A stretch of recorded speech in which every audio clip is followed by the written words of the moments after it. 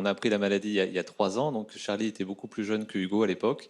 Et Hugo avait déclaré la maladie. L'anémie de Fanconi, c'est une maladie du sang, mais c'est une maladie de la réparation de l'ADN qui entraîne des dégénérescences, et qui entraîne notamment une aplasie médulaire, c'est-à-dire qu'ils ont une moelle osseuse qui fonctionne absolument plus. Et ça se passe avant la 10e année, donc c'est assez rapide, assez violent. Hugo avait une moelle osseuse déjà assez faible, donc le seul médicament connu, c'était une greffe de moelle osseuse, qui est une technologie maîtrisée en tout cas, mais qui est assez lourde, puisque ça nécessite un conditionnement assez sévère à base de chimiothérapie, une hospitalisation qui dure plusieurs mois, et un isolement aussi, puisque depuis février, Hugo est toujours pas retourné à l'école, donc on se protège.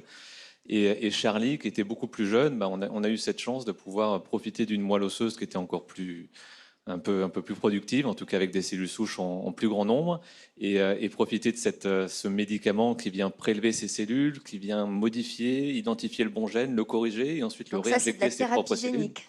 C'est la thérapie génique, la beauté en tout cas de la recherche.